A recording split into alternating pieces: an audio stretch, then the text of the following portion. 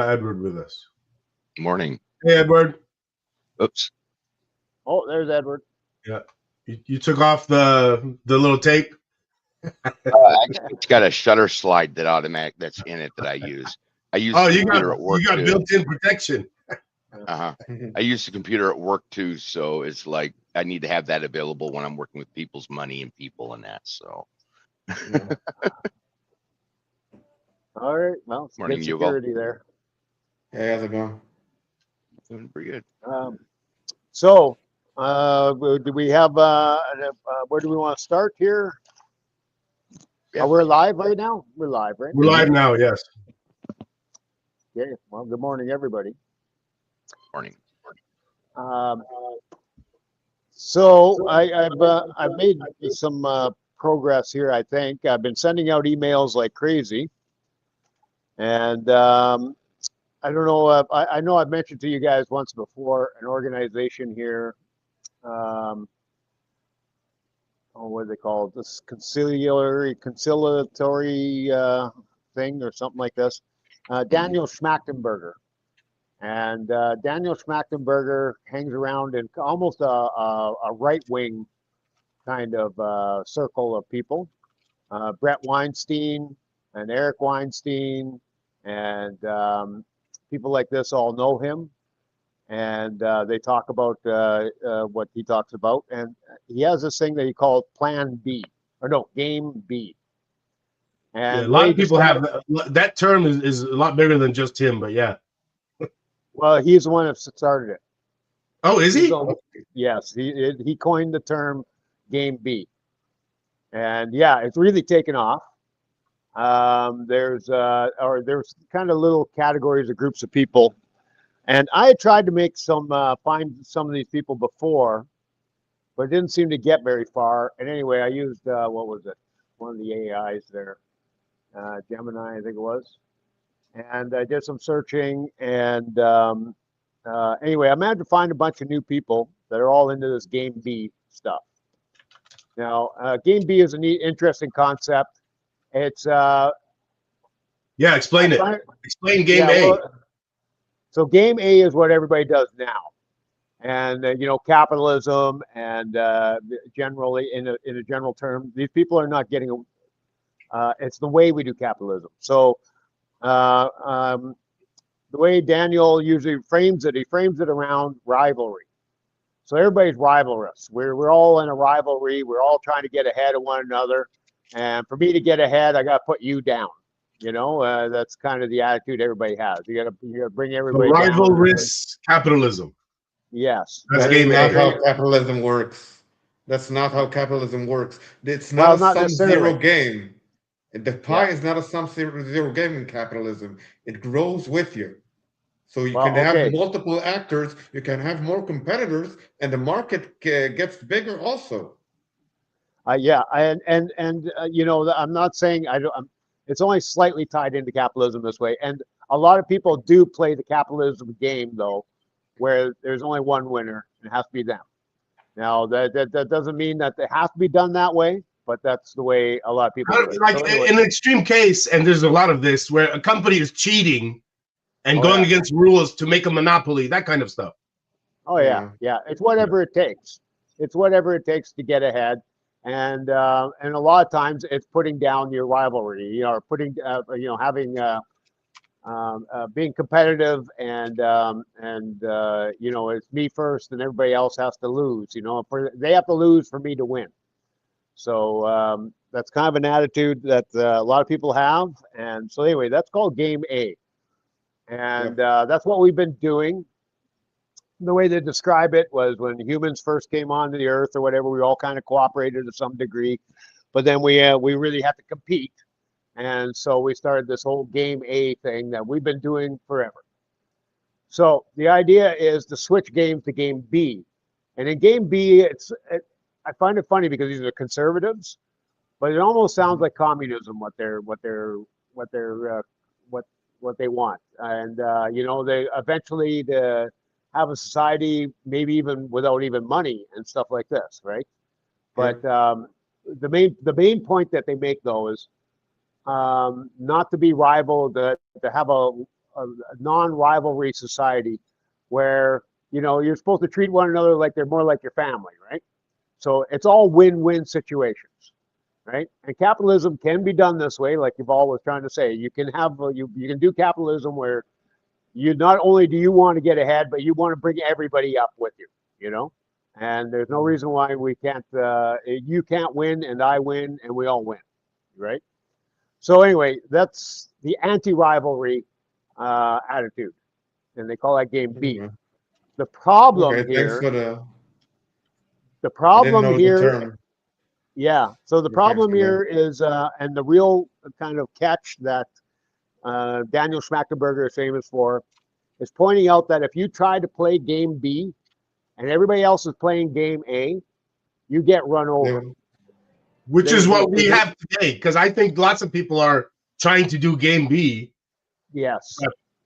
The cheaters a lot of times are the ones that become the politicians or the CEOs of the big companies. Yeah. So it's hard to do game B while everybody else is playing game A, because they tend to just crush you and run you over, and you know, you don't have as loud a voice because you're not play cheating game A with the aim of achieving game B.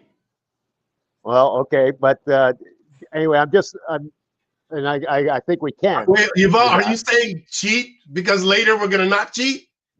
I'm saying maybe that's not what you meant. Play capitalism with the aim of achieving a platform which is based on the free market, on the adoption rate of the free market, which generates data for achieving Plan B, Game B. Yeah, and that's kind of what I want to do with our whole thing. I mean, like you said, building data. You know, if we get this more involved political system going, and we identify ourselves on the internet more, and so that we're building up a reputation on the internet, and you know, we can have a little more pride in our reputation we have on the internet, and we can kind of learn about who we can trust and everything. I think that brings us to a higher level of cognitive empathy, and that is moving us into game B. So game A is played very, very well if you can be anonymous. And you can be a real asshole, and you can be a jerk, and nobody can tell that it's you. It's really easy to stay in game A. But if everybody can see what you're doing, and they can see you're an asshole, and they can see that you're not trustworthy, and then people don't pay, you know, give your opinion that much weight because of these things, and they give opinions from people that are you know, willing to share their name and build a reputation online and all the rest of this. These people, you know, will hopefully will gravitate more towards these people that are willing to be honest. And so what does Daniel say about how we move towards game B? Well, that's the whole point. He doesn't. He has no advice. He just says, here's the problem. Everybody playing game A. We got to get to game B, but anybody that switches to game B gets trampled by the people doing game A. The problem, but without ideas for a solution. That's right. Other than education, that's the only thing he talks about, is possibly we can educate education and politics are deeply tied. That's known for political philosophy. Rousseau wrote a book on education, Emile. Politics and education are deeply tied. That's always, well, today it is, at least. It's always been. It's always. I don't know that it's always Whoever been. rules politics rules the education. Today, where every single country has a education department and schools indoctrinating kids, which is every country. I don't know there's a country that doesn't do this. But go back 500 years, that wasn't the case, was it? Before the Industrial Revolution, the church regulated education. Okay. Yes. But before the church, no one regulated education. That's okay. More than 500 years. That I'm talking about. That's a bit more. That's before Christianity. Before the, you know, not Christianity, but before the, what's it called? The, you know, I forgot the name. You talk about another religion? No, it's Christianity, but there was the where they conquered people. What's that era Oh, the called? Roman Empire, No, like Something the like Roman that. Empire did. no, I no. think the Crusades. Crusades, Crusades. right? Crusades. Yeah, Before the Crusades, no one regulated education, I think. yeah. And the Crusades were actually, go ahead. Education and politics are like you said, they are closely tied, and And but they there's feed also each other. oh yeah, and there's a slight problematic thing there, in the sense that whoever's in control takes care of the education, and that may be opposite of what you have generally two at least factions going on in politics, often many Yep. more than two, and whoever has control does the educating, and they try to educate them more towards their way of thinking. So Right. that's where the problems can come in, right? Yeah. Um, I've got something to say. If you remember, I was in negotiations to close a lecture, and I managed to close it. I'm lecturing in front of 70 people on March 29th, live. oh, right on. Thank you so That's much. at university. No, that's elderly audience. Oh, You're welcome to okay. post about that in our subreddit. You might get Yeah. some people, watching. It's not going to be live on the internet. It's going to be live in front of the people. I thought of hiring a social media manager like a content creator, to film the whole thing and do the thing, but the location sucks and it doesn't look good. So it saved So me I'm guessing you're 2,000 going to shekels. repeat this lecture in the future. I hope so. Yeah, and then later you might have a film crew and stuff like that. So if I get a proper location that looks good on film, I will hire a content creator. So you're testing out your lecture on this. Is this your first time doing this lecture? This is my first time, yeah. Good. Okay, so you're going to be iterating. Yeah. I hope I get more traction. Sorry to interrupt, but you were saying your story lecture. about this. I don't know if we cut you off. Yeah. Did you have more to say about that? No. Okay. Right. I wanted to get back to so the game A, game B thing. Somebody a group has gotten together. So there's been lots of branching off of this in different groups. There's a show called Jim Rutt, and he talks quite a bit about this. He's quite an interesting character. This is a podcast, and so I've tried to infiltrate this group. Try to make connections within this group. Daniel Schmachtenberger, it's hard to get an address for him. He has a Substack that he does not interact with. I tried leaving him a message there. I've tried various ways of messaging some of these various people, and some of them are kind of questionable. He's got a Facebook. Yeah, he's got a Facebook. Yeah. I think I tried to contact him there at one point too, and he's just not getting back to me. I mean, he has a big audience, doesn't he? He has the ear of very particular people, people that are well connected, like the Weinsteins. I was talking about. Yeah. He was also. I was quite surprised to see that he was all. Uh-oh, Brian, you froze. We can't hear you, and your video is frozen. Mm-hmm. Oh no. Let me write him a message. Yeah. One thing I noticed about that game B and game A thing, with the game B, I understand what he's saying on that, but that's also the story where a lot of people are going to sit there, oh, that's socialist or it's communist because you're trying to take power away from us. And that's where we run into a lot of our problem here in the States. I don't know. Everyone's afraid that the lightest thing could be communist or socialist when it's not. Personally, I think the old capitalism versus communism is the wrong way to look at it. It's like it's an evolutionary stage. Capitalism is an evolutionary stage of modern society.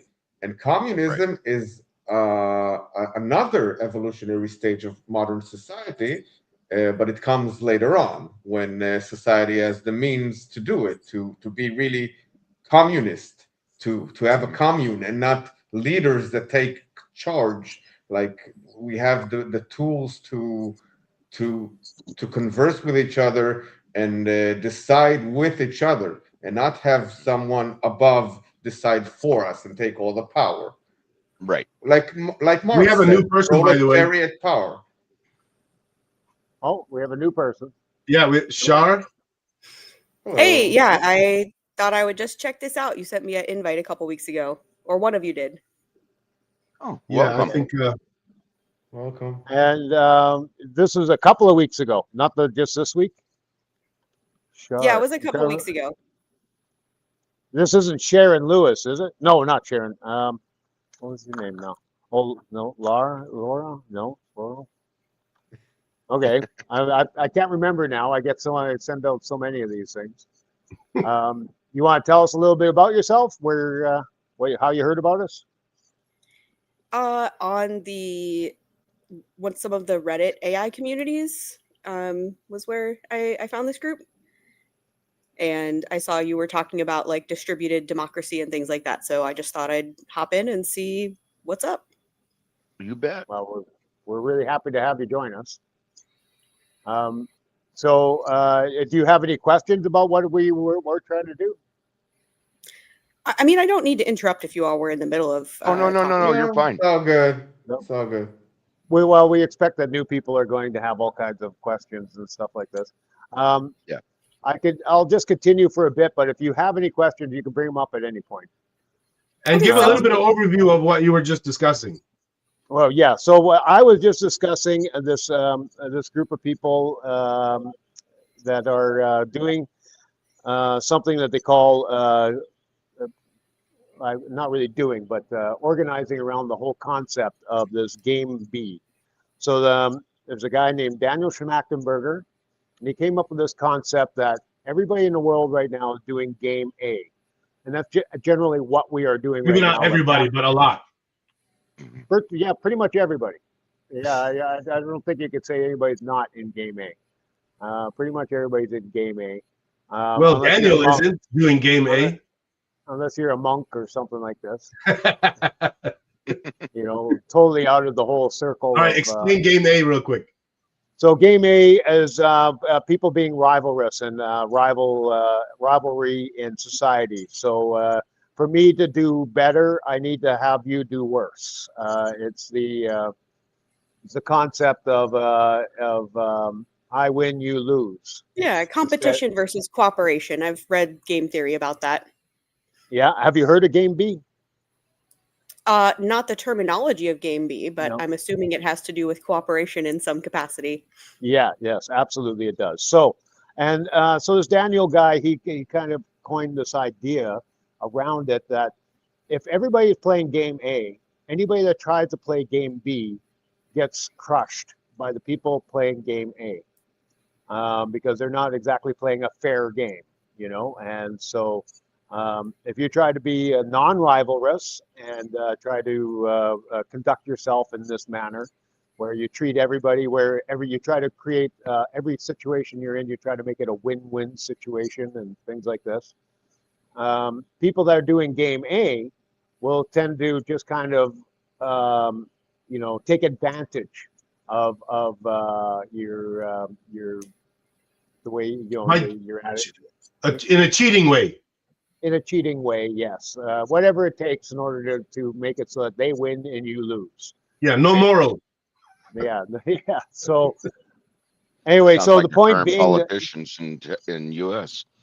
So the point being that we cannot move into. We all recognize the fact that we should be working in Game B, where it's non-rivalrous, where we're all cooperating. We all recognize it would be a better world if we all cooperated in Game B. But as long as most people are in Game A, Game B just can't happen. And anybody that tries, they get crushed and they just cannot move ahead. And so it never grows. So Game B never anybody that's trying to do game B, it never gets to prosper the way that game A prospers and spreads, right? So, so this is the trick. He talks about how we all have to change from game A to game B at the same time. And if we don't do it at the same time, then game B just keeps getting crushed and left at the wayside. So is that all making sense? Yeah, I agree with most of those statements. I disagree that cooperation has been completely ignored up to this point in society. But the point stands that obviously the more people who are bought into the cooperative game, the more effective it is. Yeah. And it's very hard for the cooperative game to really get any traction when other people seem to be getting so much more traction by playing the game A scenario. So for me, my main takeaway from this is like there's a game B term, and it has a community of right-winged, whatever, and they have like a niche global community around it. Okay, so they have this term, and you can use it, and you can trigger the community and so forth. So personally, for me, it's nice to know, but so a group of them have put together a film, and it's called Game B, the film. And there's also Project Venus, the film, and all kinds of, So anyway, I managed to get through to one person that was an advisor on the film, the Sharon Lewis, and she promised me that we'll be able to meet up in the middle of next month sometime. And so this is kind of my first foot in the door with this group. Most people, like I said, I send out these emails. Do you want to chase the brand? Because once you're tied to a brand, it might be hard to get out. I'm not too worried about it. I don't find it a bad brand. The whole game B concept. Well, maybe that's true if you're only chasing one brand. Brian seems to be chasing all the relevant brands. Oh, yes, absolutely. That's anybody what I'm saying. That once you're in one brand, you might not be able to be in other brands. Like you might be game B for life. Are you trying to say we should be brand agnostic and not get into any brands? I'm not sure what you're saying. That is what I'm saying. That is what you're saying. How would you avoid that anyway? How would you refuse to ever say game B, or I don't know, like what does that mean? Even if you don't say game B, if you're in a game B documentary alone and you don't have any other channels of distribution or podcast or shit, you're gonna be branded game B. You're a game B guy. Yeah. So we need to be in all of them. May get you stuck. Yeah. I'm not too concerned about it. I would be happy to get traction with any of these groups, really. This is a fairly well-known entity, this group, and they obviously have a lot more traction than what I have right now. So I'm not too worried about getting labeled in with them. Well, maybe we should have a strategy to avoid that, and part of that strategy would be let's name all the brands, and make sure we're working on all of them. That'll be difficult to name all the brands. Yeah. Is it that many, you think? I don't think there's that many. And then they're not that well defined either. One of these brands to me would be including game B, but yeah. Yeah. One of the brands, and this is so opposite of this game B group here, because like I said, they are made up of people that a lot of people consider conservative. I'm sure most of them would consider themselves to be central. I don't think they consider themselves to be conservative. But most people look at Brett Weinstein and they think he's a conservative, all right? So anyway, I'm sure he looks at himself as being central. So people don't, anyway, so another group that I think also I've been trying to kind of make connections with is the anarchist group. Now the anarchists, they don't want, they want to move away from hierarchies and stuff like this. So this kind of fits in line with what we want to do. But where they lose us, where they're not impressed with this type of thinking, the way we're thinking here, is that they think that the people are misguided and they don't believe in democracy. So there's a split in anarchism. and the split is on democracy. And some anarchists believe that democracy is the right way to go, but most do not think democracy is the right way to go. They're almost like tankies, communist tankies, which are communists that feel like they have to take over and then force everybody else to like communism, you know? And so, you know, create the conditions that they just eventually start to like that kind of situation. You know what I mean? Like they're not trying to convince everybody to become a communist. They just want to take over and start communism, and then everybody else eventually will catch on. That's the best way to go. That's their thinking. No democracy involved, right? Sorry to interrupt, Brian, but do we Yeah. want to like explain our agenda of each organization to Shar? What's your name again? Shar? Yeah, that's a good name for me. I would love to hear kind of the scope and the project of this group, since I'm not super familiar with it. Yeah. I think that might be a good Brian, idea. this is your department. This is your baby. All right. I think you well, can first of all, I'm going to explain it. mention.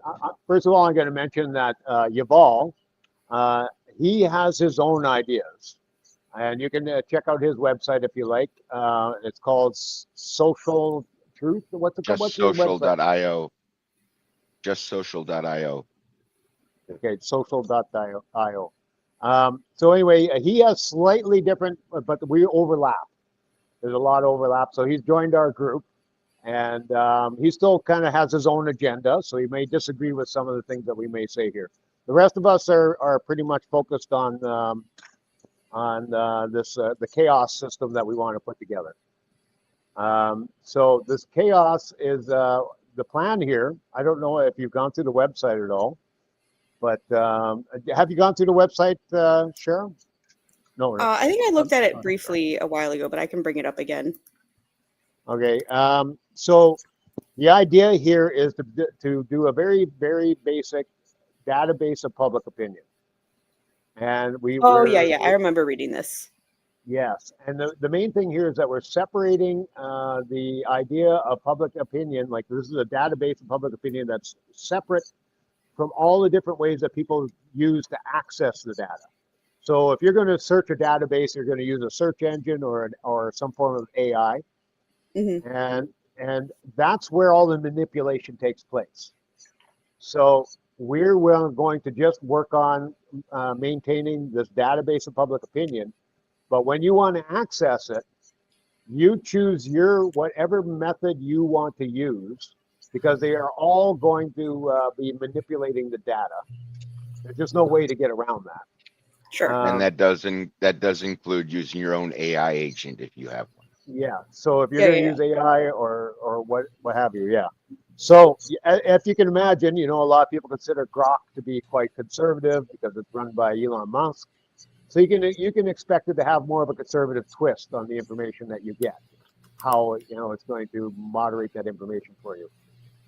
If you use Claude, I'm pretty experienced as a power user of AI tools. Okay, yeah, I understand that. Yeah, so we're leaving it up to you to decide which AI tools you are going to use, and I would highly recommend that you at least experiment a little bit with asking the same question of various different AIs, so that you can kind of gauge how they're twisting the information for you.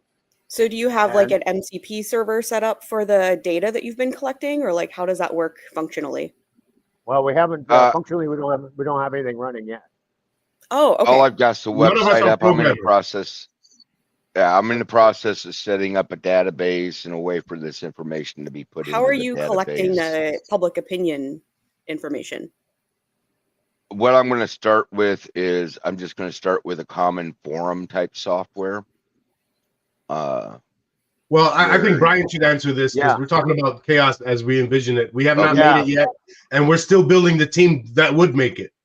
Yeah. God. Okay, so this is like a very early stage. Very early. Yeah. Got it. Interesting. Yeah. Okay.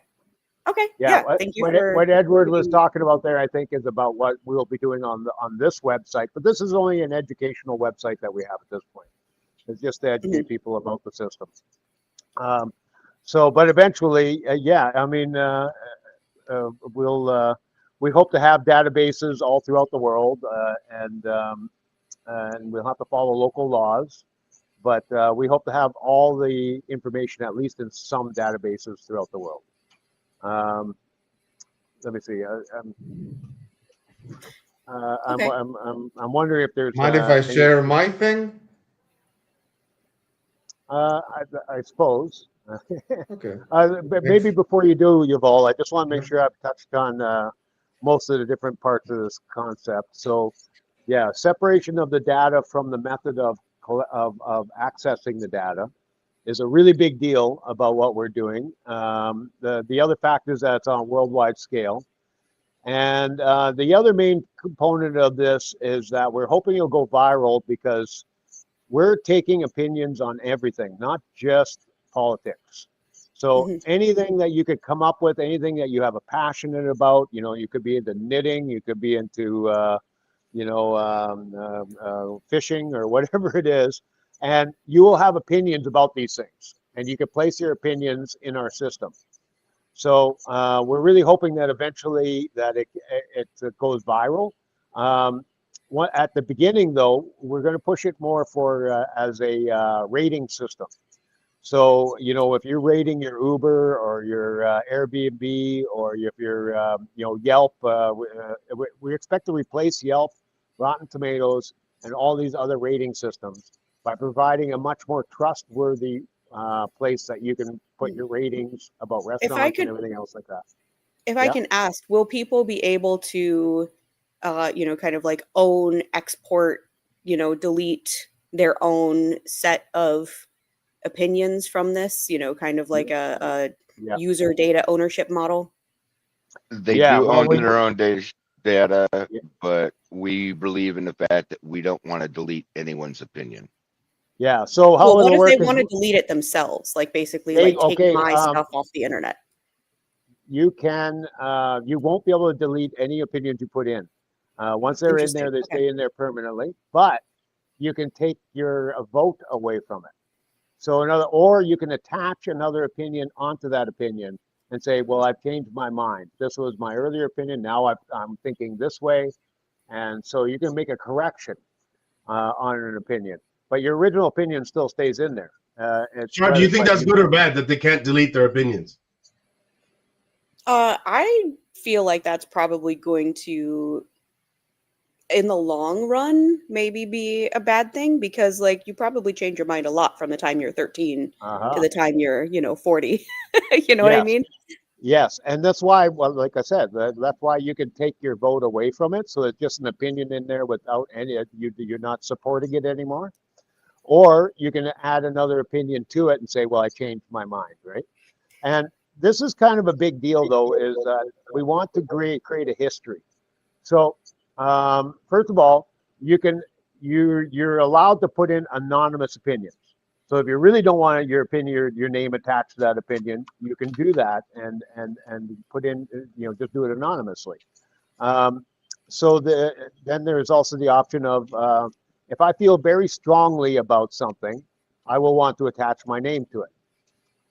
This is the way I like to say it is like if I'm looking for a good restaurant, I'm going to look at opinions from people that identify themselves, because people that aren't identifying themselves, there could be various reasons why they're putting in those opinions. They might have just a beef with the guy that owns the restaurant or what have you, right? So I'm going to trust the people that are willing to say their name and tell me who they are, right? And so this is a level of trust that we want to we want everybody to have the option of being able to build up this trust. So we want to be able to see your history, yes, and people change their minds, and that's a good thing. And the fact that I have grown in how I think and how of my opinions, I think that shows a very good trustworthy trait. It's something that we want to see in people. So so anyway, a history. I want to be able to create a history for myself online so people can start to trust me. And we all make mistakes. So this is another big part of this is being creating a more of an attitude of forgiveness. Yeah, people make mistakes, and you forgive them for that, and they may put an opinion that was a bad opinion, but we can see how they're growing, and they might make a retraction to that opinion, or change that opinion, but the original opinion still stays there. It's just part of their history, and we shouldn't be ashamed of our histories. That's kind of the whole anonymity. Sorry, not to interrupt. Go ahead. But anonymity is a problem on the internet, and people are very crass, and they're real assholes, and they troll because they know that it also prevents a lot of stalking and doxing, though. Yes, yeah, and so yeah. So we're allowing people to anonymously put their opinions in the system. That's right. So you're going to have to, before you place an opinion, you're going to have to think about, is this going to be detrimental to me? And maybe I want to keep that anonymous. And if you're questioning it at all, then you keep it anonymous. But if you feel really strongly about it, like people put a sign on their front lawn, right? Sure. How would you deal with, for example, like a Gamergate situation where, all the incels on the internet decide to go harass some poor woman who has an opinion about video games just because she's a woman who has an opinion about video games? Okay. Now, in the wider world, though, we all get to judge them. And so if they're going to do harassment to our system here. Well, how would they harass? I'm trying to understand that part. All right. First of all. So if someone attaches their real name to an opinion, it's very easy for them to be identified and then harassed in the real world. That has happened historically many, many times. Yeah. And so if you're worried about being harassed, first of all, don't give us your information about, don't dox yourself. Or at least not with your name. Yeah. So but then that would be ranked lower than the people who are more confident in putting their self into the public sphere. This is the game we play, though. When you're out with your friends and some controversial topic comes up, either you stay out of the fray. Yes. If I can interject, I think if you want this to take off among marginalized groups, you will need to solve this problem. Yeah. So Brian, explain the scenario in an extreme case like China. Yeah. Well, that's what I'm saying. So we do accept these anonymous opinions, and if you want to look at them, you can. So if China, let's say if somebody in China somebody wants to talk about their leader in China, obviously they have to do that anonymously, right? And so if I'm looking at an issue going on with China, I'm going to look at the anonymous opinions. But there's no way of getting around the fact that a lot of these opinions could be from bots or trolls or various bad actors, and I have to weigh through that. There's just no option in there. You're saying solve this problem, but there is no solving that problem. The way to solve that problem, there is no solving that problem. Does that address what you're asking, Shar? In what way? Well, I'm asking if Brian, addressed your question, and if not, then say so, and then we'll try to adjust the question better. Or I don't mean to derail the conversation. I'm sorry. No, it's relevant. This is what we want. It's relevant. Yeah. Sorry to interrupt. So Sean, let me see. I only have 20 minutes, and I'd love to also explain Just Social, if I may. Okay, I'm sorry. I'm going to let Yuval take the stage here for a little bit. He'll talk a little bit about his ideas. Sure. You'll have time after to discuss more of KAOS.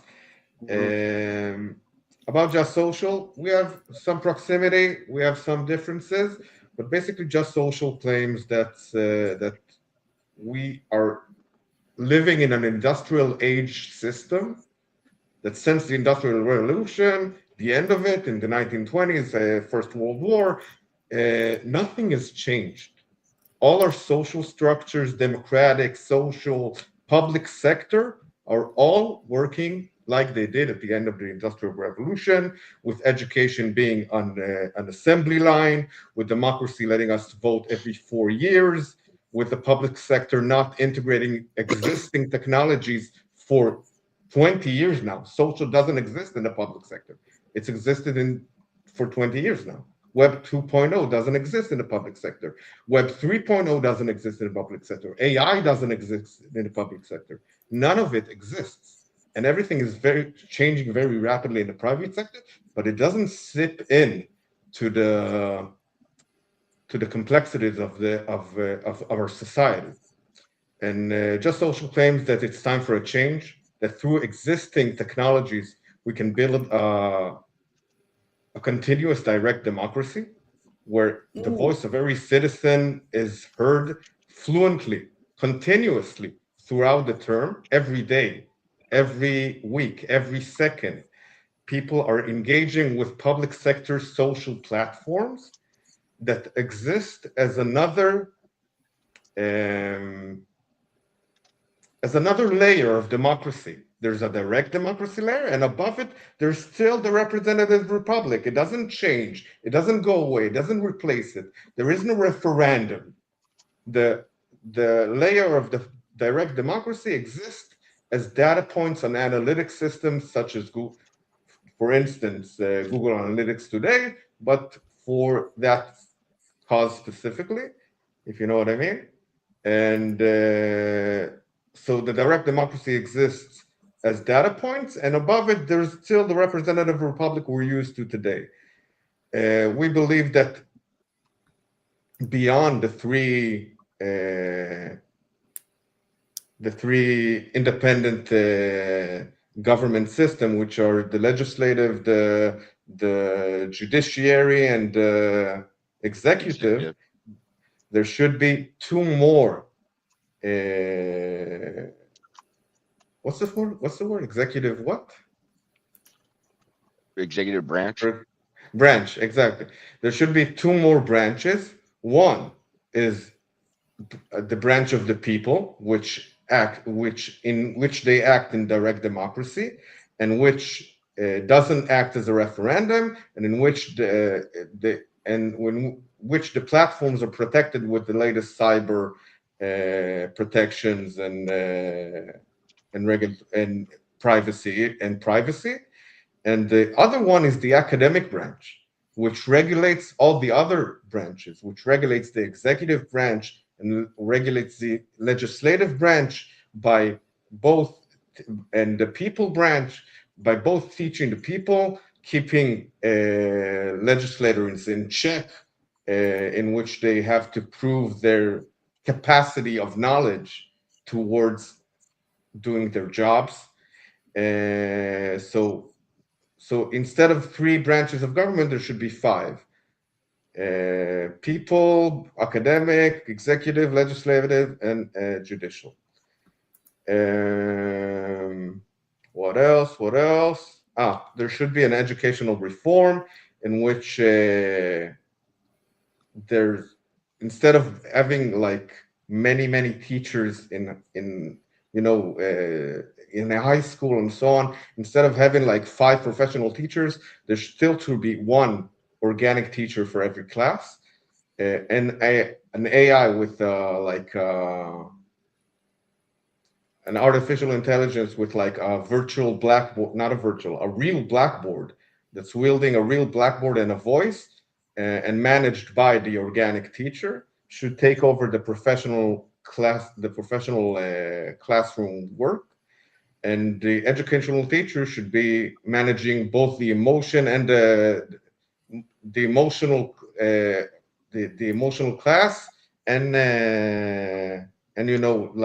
participation, and managing both the class and the AI together.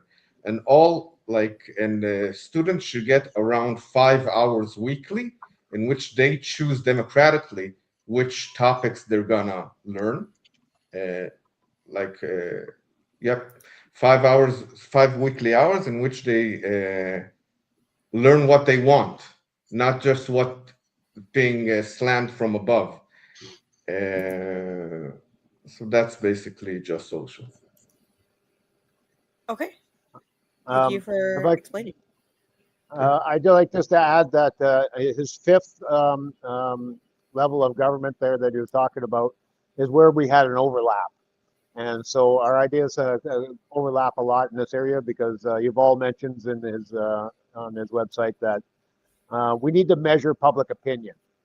And this needs to be a continuous feedback of measurement of public opinion in order to make his system work and ours as well. So that's where there's a lot of overlap between what he's doing and what we want to do. Rami, you want to say something? Yeah, so to try to answer Shar's earlier question, and really all the questions, we see KAOS as the purpose of it is to drive democracy, improve democracy worldwide. But also, all the decisions related to KAOS need to be democratically decided for the same reason. And then even these meetings should be democratically run. So like at all levels, there needs to be democracy. So whatever we currently think the answer to your questions are, Shar, we recognize we might be wrong, and we need somebody like you to educate us to the better way. Does that make sense? No, that's very appreciated. So like, none of our decisions are in stone. This is just our current thinking. Yeah, I mean, the reason I was interested in seeing what you all are up to is I would love to use the power of AI to basically enable the level of information aggregation that we have not been able to do in human history before. You know, basically like see what people actually want on a range of issues and try to, you know, hash that out between everyone's desires and conflicting opinions and things like that. I think Reddit is doing that. Yeah.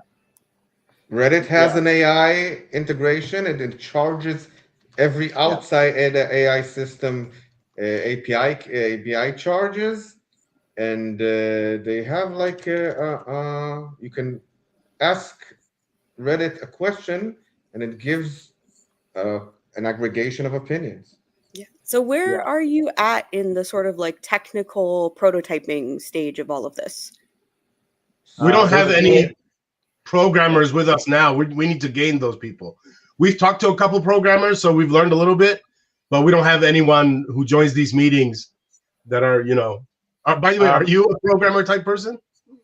I'm a technical writer. I am an avid vibe coder, I would say. The advent of vibe coding has made my programming much more realistic than it was in previous years.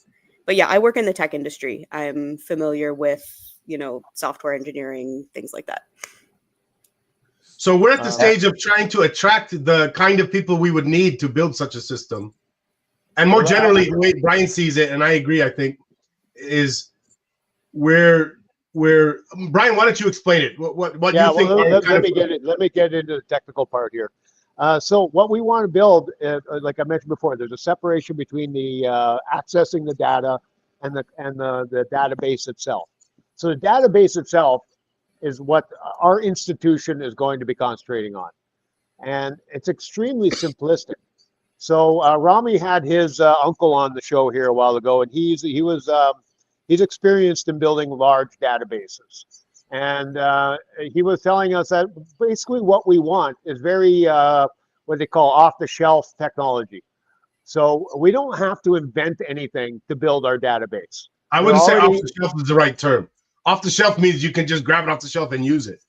Yeah. But the point is it uses tools that already exist. The concept already exists. It still needs, according to him, $2 million to do this. Oh yeah, well, just in servers and stuff like this, and being ready for upscaling and stuff like that. So yeah, so you know, so what we want to build, there's no real. We don't need anybody to invent anything. We don't need programmers and stuff like this to actually build this database, because it is, you know, a cookie cutter or off the shelf, like I was saying, or pretty close to it. And so what we really need, so let me just finish this thought process. The other half of this is the AI that's going to access our system. Now, they already exist. ChatGPT and Grok and all the rest of them are totally capable. If we build the database, you can ask ChatGPT how many people in that database think this, and it will be able to tell you that. I mean, you don't even need ChatGPT for that. That's just like a database call. Oh yeah, I mean, a simple we're wanting to make this accessible to everybody. Not everybody can do the database calls. Yeah. Oh yeah, So for sure. there'll be many different entities that are going to come up with different ways, and every one of them are going to, like I said, or I mentioned earlier, going to manipulate the data. So that's why we're not making or having ourselves a part of that. So there will be many customized agents that people are going to make to help us access the data and help curate the data in a way that we find interesting.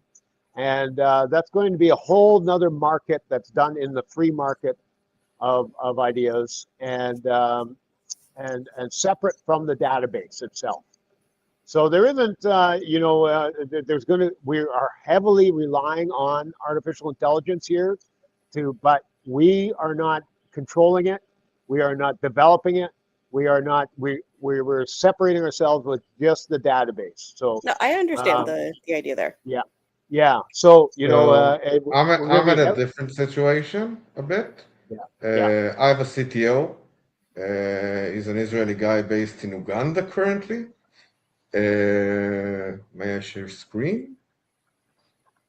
How do I share screen? Thank you. Just Social is basically a brand website, but we do have our first product in development process. This is it. Basically, it's a news aggregator in which on every news article you can take action, and the actions available are upvote, downvote, start a petition or sign a petition opened by someone else, donate to an organization mentioned or relating to the article, no, what the fuck? I gotta talk to my developer. There's no donations available in anything. And volunteering options, like volunteering something like relating to the article. Oh, here we go. You can support Alexei Navalny, who is dead. So I don't know how you can support it, but I'll solve that. You can volunteer for Alexei Navalny. You can start a petition about the Russians killing Alexei Navalny, and so on. So this is the platform. My CTO is working on it. So that's Take Action. That's our first product in a very, extensive product line. We're working on it. We just started working on it. All right. Thanks. Thank you, Bo. So where are we at? One of the things I do where we are now. Brian, can you explain a little bit more about where you think we are right now, what we should be working on? Sort of so our focus right now is to get our base a little bit bigger here. Really, the next step here right now, if we ran into somebody with about $5 million, we would we would hire the people we needed, and we would build this thing and go. Some of them would be volunteers or what have you. But like I said, it's off the shelf technology. So we would, if we had the finances, we could just actually build this thing right now and get it started. There would be a campaign then to get people on board with it and using it, and that campaign would focus more about it being a tool for rating different things in our life. Now, the reason why we're focused on that, and this is a bit of a critique of what Yuval is trying to do, and virtually any other system out there, is they require that people want to do things politically, and they have something they want to say politically. They have something they want to go on online and vote on certain bills and things like this. But the fact of the matter is, very few people actually want to do that, and it's really hard to get enough participation.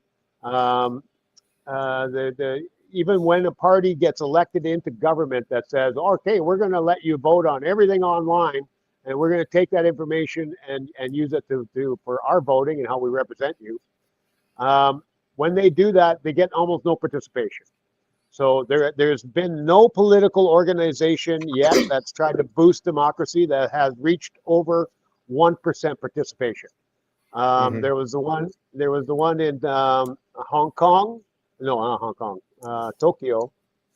Let's see, Tokyo. Yeah, Tokyo, where they reached nearly 1%, and That was the highest they ever got, anybody's ever gotten. Well, if you got 1% of your population and you're getting their opinions, it's not worth anything. It's not. It doesn't allow you to change laws or anything like that based off of only what 1% is saying. So you need higher participation levels. So that's why we're trying to focus on everything, like things that are not political, and get everybody involved in our system and then used to using the system.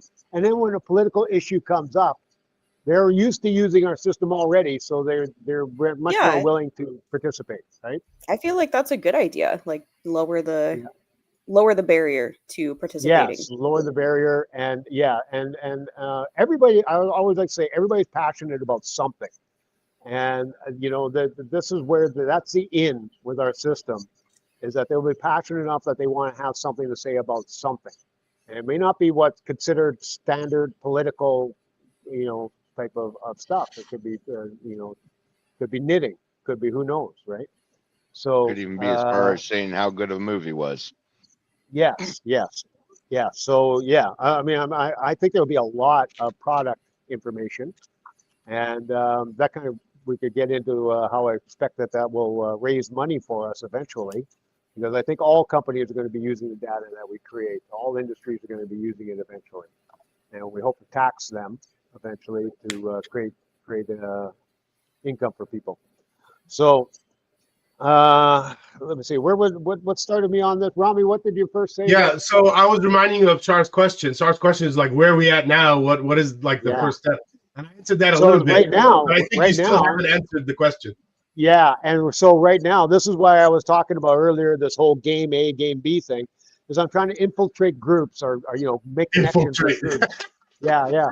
I'm trying to make connections with groups. Find allies, perhaps. Yeah, there we find go. allies. There we go. Yes, it's an invasion. And people with a bit of influence, right? Obviously we don't have enough influence in our group, and so I'm trying to work my way up into the influence game here, as far as influencers on the internet, people with podcasts, stuff like this, right? To get a lot of people interested in KAOS in the first place. Yeah, that's the idea, right? Yeah, so I'm one of them. I'm one of the people with the allies. And this is a tougher task than it sounds, because most people are against the idea of giving the public more power. Now, let's be more direct. The way Brian said it is, a lot of people say they want more democracy, but then when pressed on it, they say things that clearly say they don't like democracy. Yeah. Yes. Maybe explain that better, Brian. Yeah. Well, this one, I just had a person point out that political philosophy person point out that democracy is only brought into our governing systems as a way to stop things from backsliding into authoritarianism, and that is the only reason it's there. And they don't want more of it.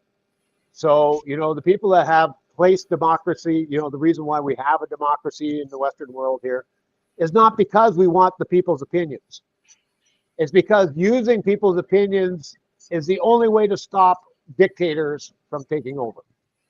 So it's used as a stopgap to keep things from going too crazy. But they actually don't want everybody's opinions.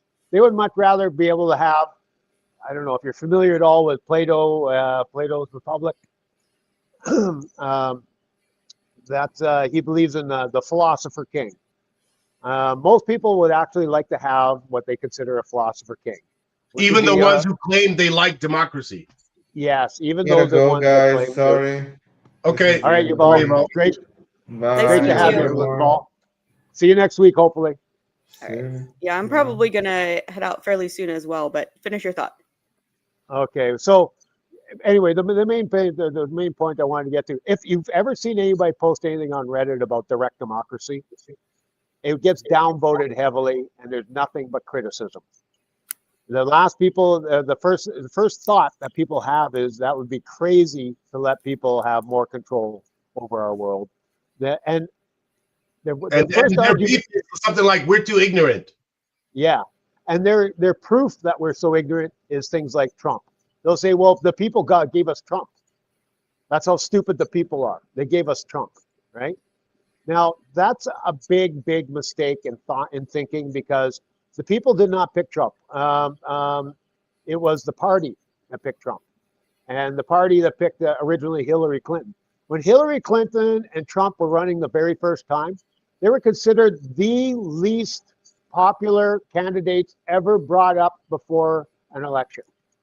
Nobody wanted Trump. Nobody wanted Hillary, but the parties put those people up in the front, and the general population didn't have a choice in it.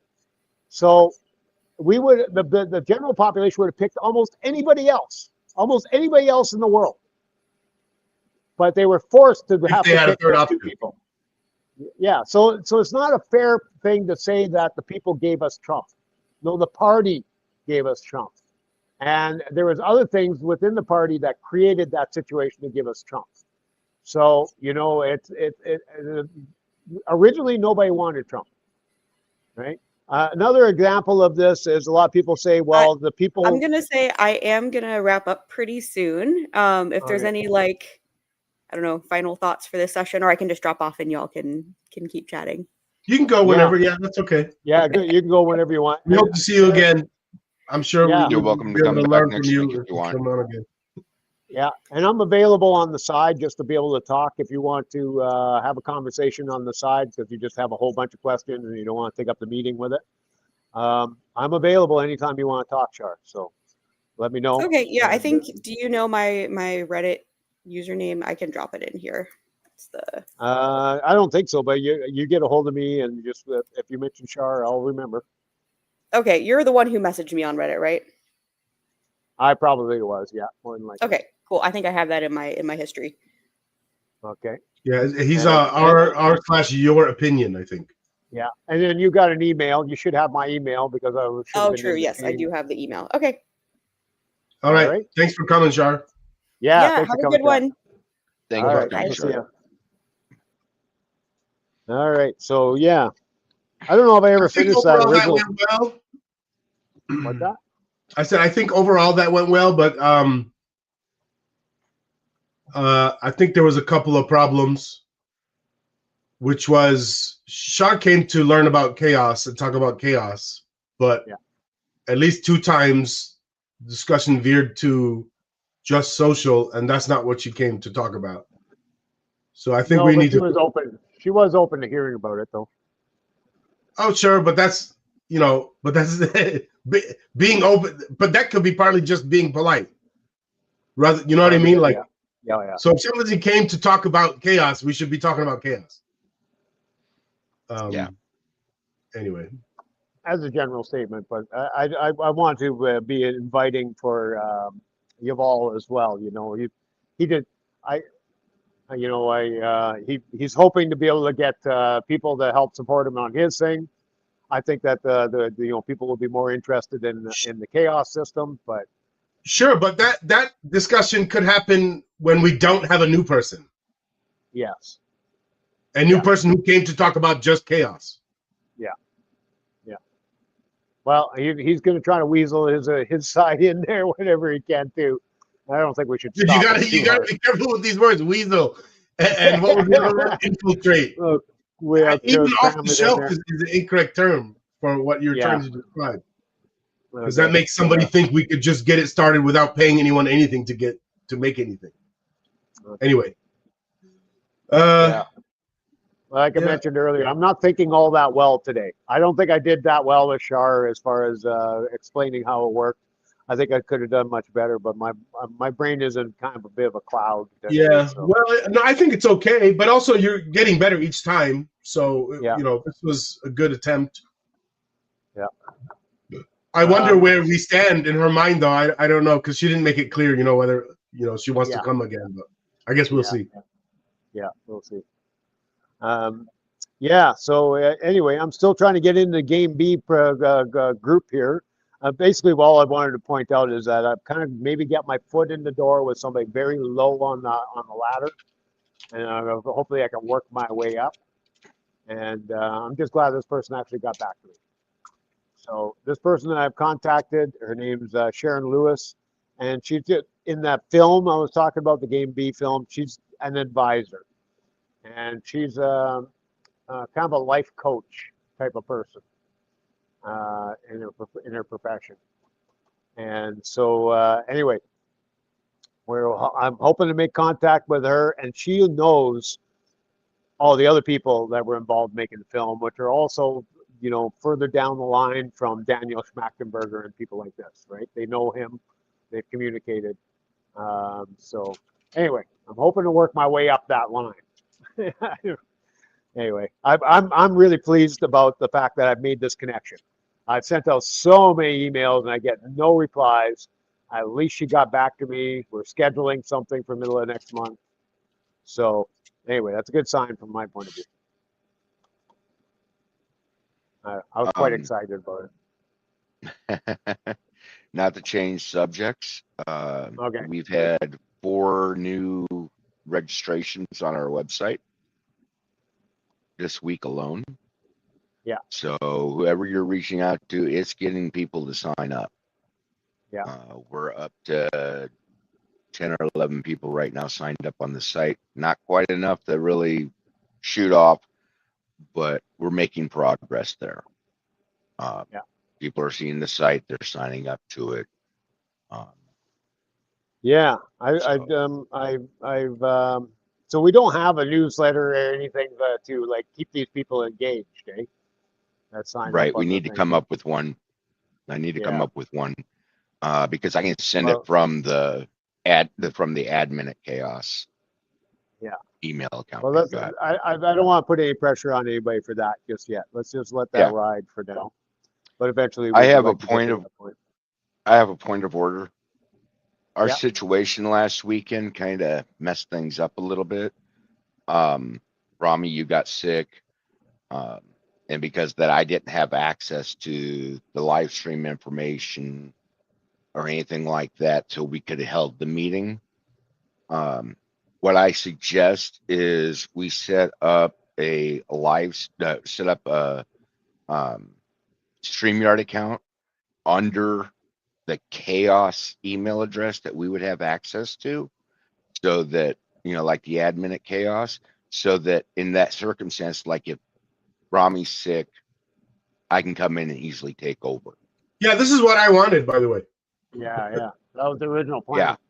So what I'm recommending is we set up a StreamYard account strictly for admin at KAOSnow.com, so that Rami and I can both log in and we can stream it. And as for, you know, and either one of us can load it up onto the YouTube account. And by the way, the free StreamYard only allows 2 total people that can start a StreamYard. Yeah. Yeah. So you can't have a third or a fourth is my point. That's all. Yeah. Yeah. It would basically be between you and me, Rami, but yeah. Have a backup. So that's what I'm recommending we do is we set up a StreamYard account with admin at KAOSnow.com. We handle the stuff through that email. Like you've got the email address, Rami, which is simple to get into. It'd be the same as your email address at the website now. But that way, when we run into a situation like last week where we were down to the wire, you know, 2 hours before I see the email, Rami was sick. I had no way to get in to keep the system going. And I think this is a way to absolve that problem. Yep. That's why I came up with it. By the way, that's what I recommend. Yeah, sure. Please work on that, and whatever you need me to do, let me know. Okay. Can we go back to something that was discussed during the meeting? Sure. The other brands. So there's Game B. You mentioned anarchism. Yeah. I don't know if non-zero sum counts as a brand, but there's some others too. I'm trying to remember at least 2 others that, Brian, you've brought up before. Okay. Was cognitive empathy a brand, or was that related to something? These are catchphrases from certain people, you know, like kind of like people have certain people have kind of used them a lot to you know, label what they're doing or what they think the way the world needs to go. So Robert Wright, he talks a lot about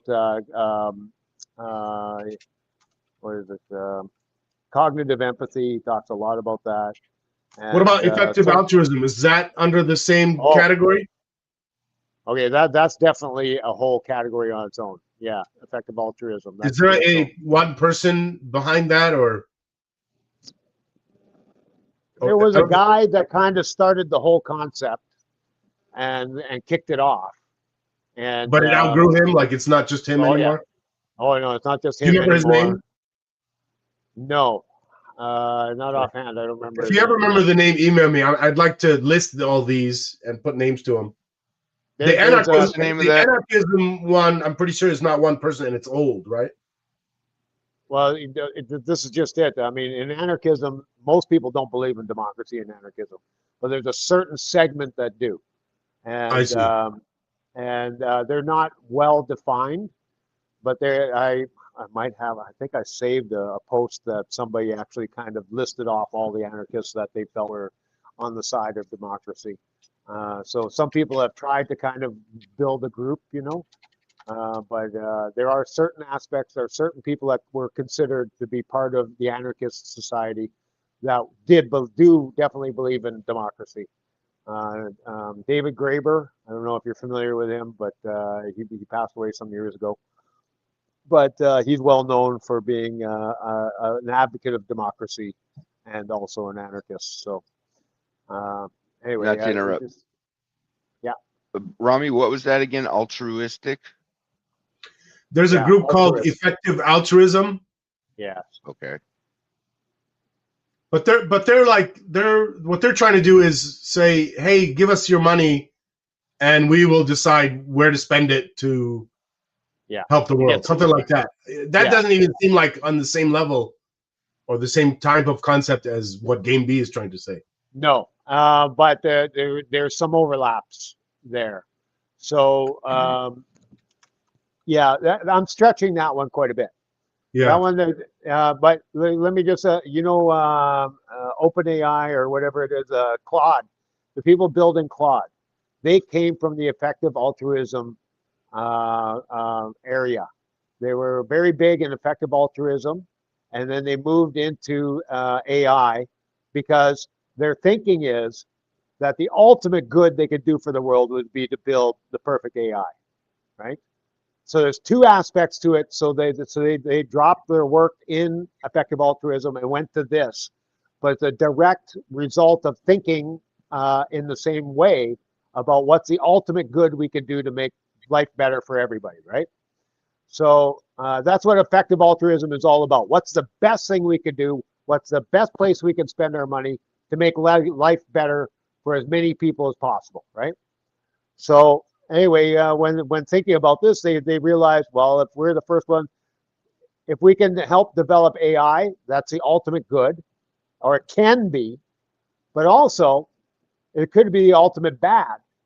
And that's also why they have to get into it, because they have to make sure it doesn't become the ultimate bad, because they're trying to do as much good as they can in the world, right? So they felt some of the people in the Claude group there, OpenAI, they are very focused on the idea that if the wrong person develops this, or if it's done in a bad way, all hell could break loose. So we better be, trying to do the ultimate good here. This is the one crucial place that we have to try to be doing the ultimate good. I don't know. Am I making sense with that? I think so. So that's the connection between effective altruism and AI, right? Now, personally, I think you can use that same argument for the KAOS system. I think the KAOS system can produce the ultimate good, right? So that's where I see the connection. Now I'm making this connection more than they are. I'm making the connection between effective altruism and building the KAOS system. And to me, they should be overlapping. I don't know if I can convince any of them of that, but it should be overlapping as far as I can tell, right? I think it's the ultimate good, right? So yeah, I feel like there was more, at least one more type of thing like a Game B And I think it was related to cognitive empathy, but there's another word. I don't remember anymore. There was also, your pursuit. There was a subreddit called accelerating something. Oh, accelerator. Yeah, accelerationists. And that once again is about AI, but they don't want to hold anything back. They want to go hard with AI and try to get to. They're not worried about the evil AI.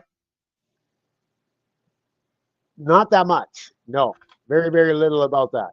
They do actually see a bigger problem with who gets control of the AI. They do recognize that as more of an issue.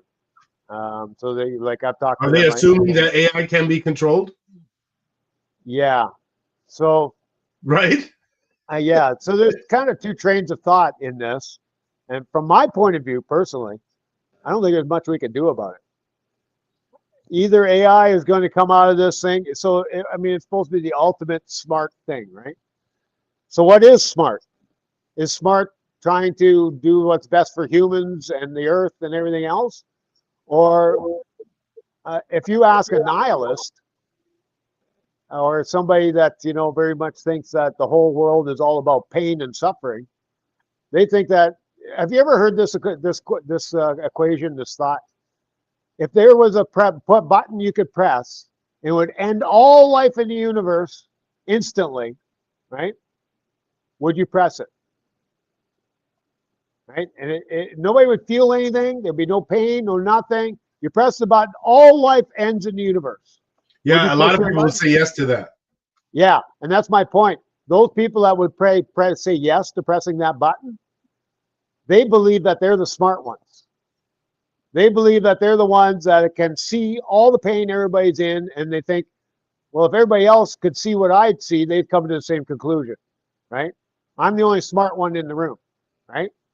So I would press that button. So that's their thinking, right? Is the ultimate AI, can we say for sure that they're wrong? Can we say for sure that they're right? So if the ultimate AI comes to that same conclusion, which I can't guarantee it won't, it could almost make that button that when it presses it, all life extinguishes on Earth, in the world. Well, the point I would say about this is, you said smart. I would use the word intelligence. Intelligence is, well, it cannot be controlled from the outside. It could, an intelligent being controls his own mind.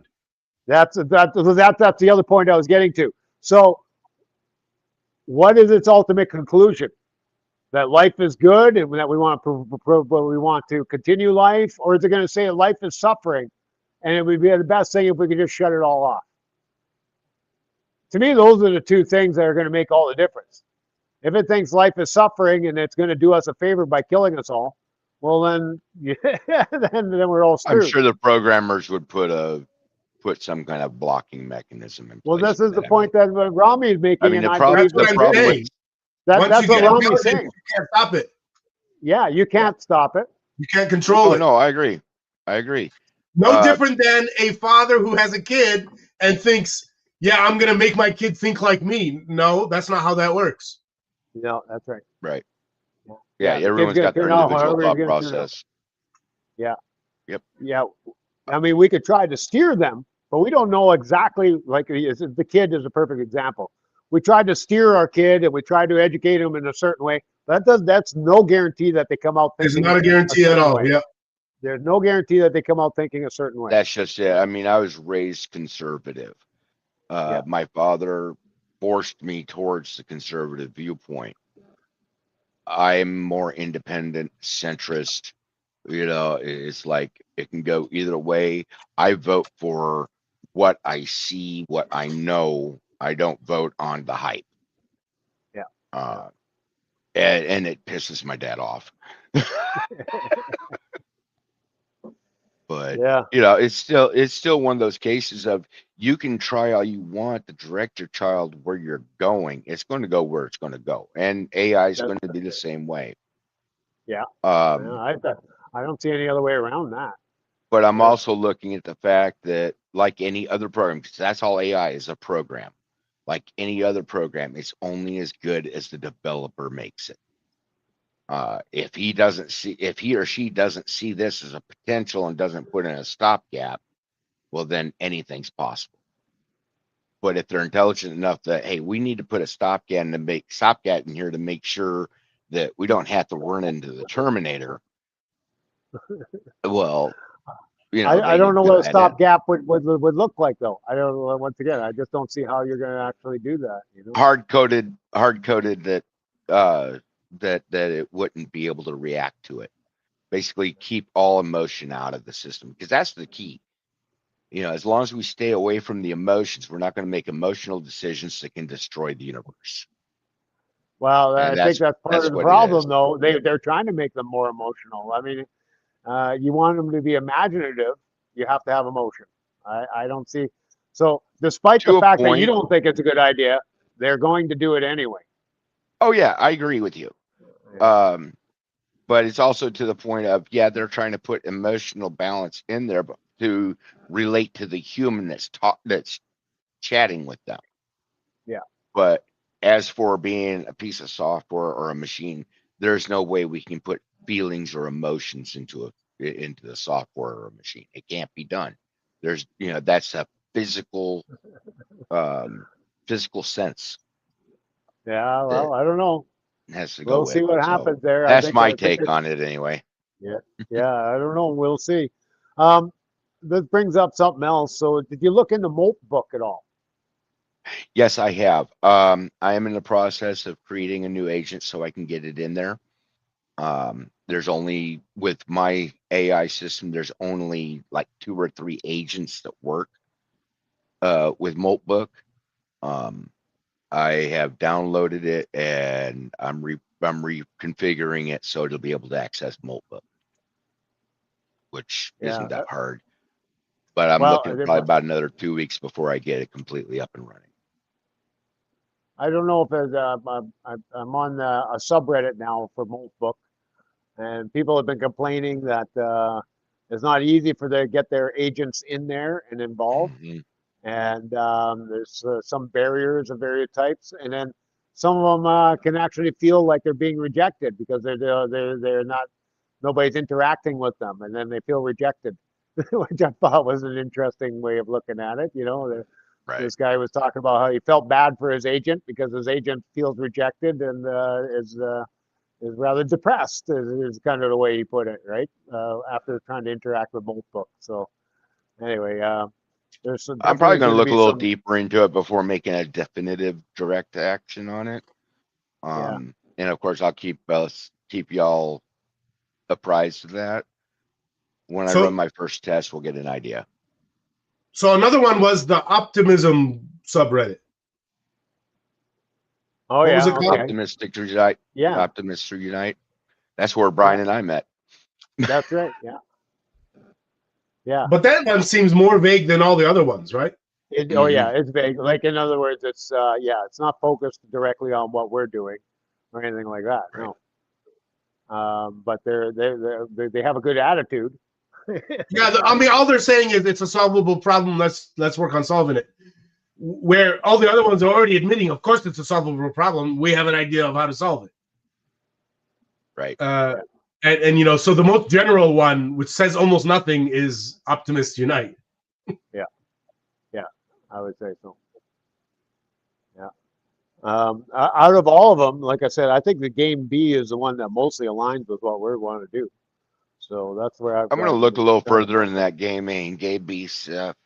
To get my idea on it, and be able to. I just asked what my opinion. I just asked ChatGPT about the accelerationists and what it has to do with any of the other terms we've been using, and it said something interesting. I'm gonna just send you guys the link in case you want to look at it. Okay. Oops. And I also have this link logged in our meeting minutes.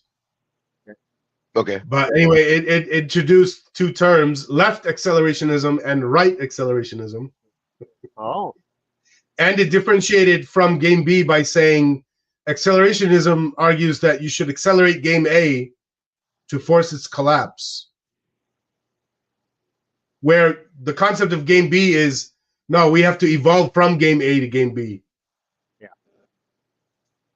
Yeah, there's a whole section of that once again, I think there's a big crossover there between anarchists and communists. A large section of anarchism and a large section of communism believe that capitalism has to collapse, and only after it collapses can they take over, right? And so what is it? There's a subreddit called what is it? It's referring to the collapse of capitalism, and I can't remember what the hell it's called now. But in any case, yeah. So that's a whole acceleration group there that are trying to push the edges and the boundaries of capitalism to the point that it collapses.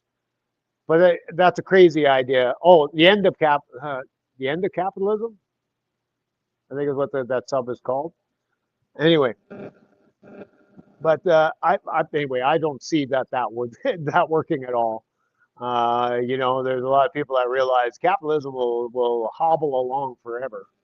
You know, just with band-aid solutions and things like this. So anyway, yes, that is a group there but I don't think they do us any good. I don't see how we connect with them. Right? Rami, you which ones? Well, the accelerationists that believe that they can collapse capitalism. Oh, I see. Right, and then there's who's the other acceleration group you were talking about? It was left accelerationists and right accelerationists. Okay, so the left are the ones that are hoping to collapse capitalism. Let's see how ChatGPT said it. Left accelerationism aims to accelerate technological and economic change to transcend capitalism and enable new cooperative coordination systems. Partial overlap with game B. Right accelerationism tends to embrace competition, hierarchy, and selection pressure, often viewing collapse itself as desirable. This conflicts with game B, which explicitly seeks to avoid deconstructive collapse. Yeah, I don't understand that. Conservatives, they're calling them conservatives, but they want to collapse capitalism. Yeah, I don't claim to understand any of this.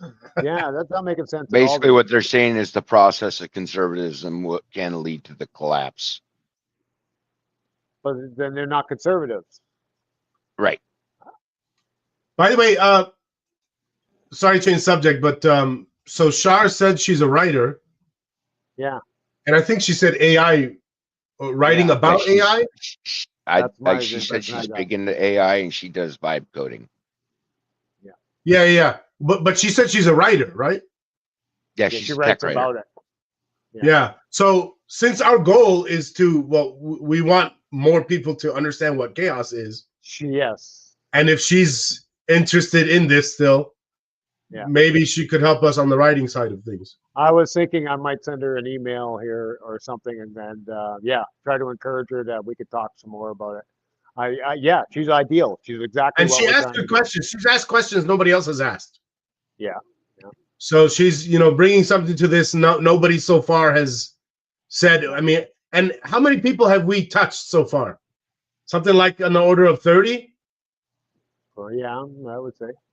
And she's the first one to say some of these questions, so she's a valuable add. Yeah. To this. Yeah, I would agree. Yeah, she'd be a big value to us. Yes.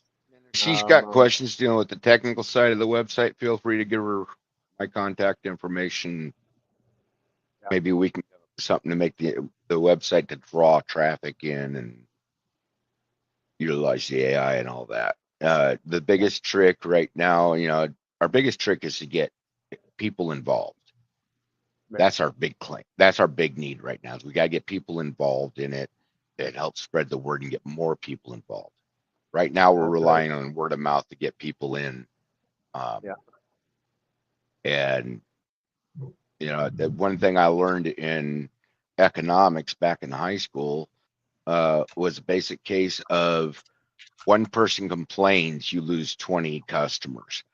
And then it takes another 10 good compliments to offset that one complaint. Yeah.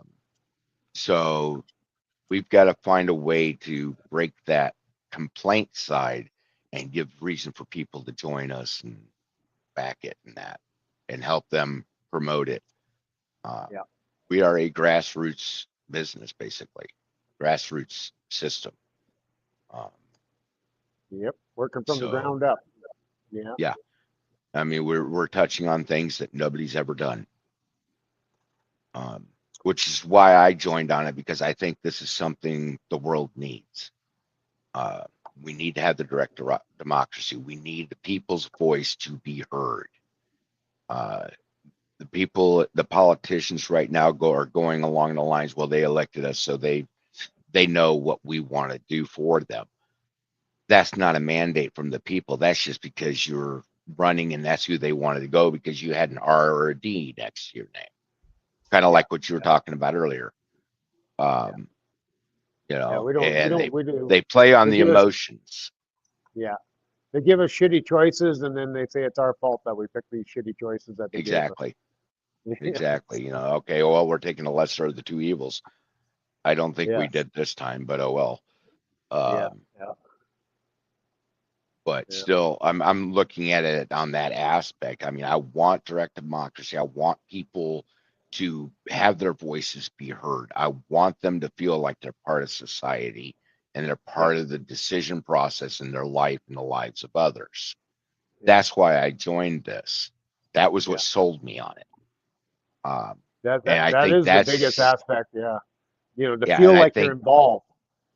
And I think that needs to be our target to achieve, to get people to come into the KAOS system.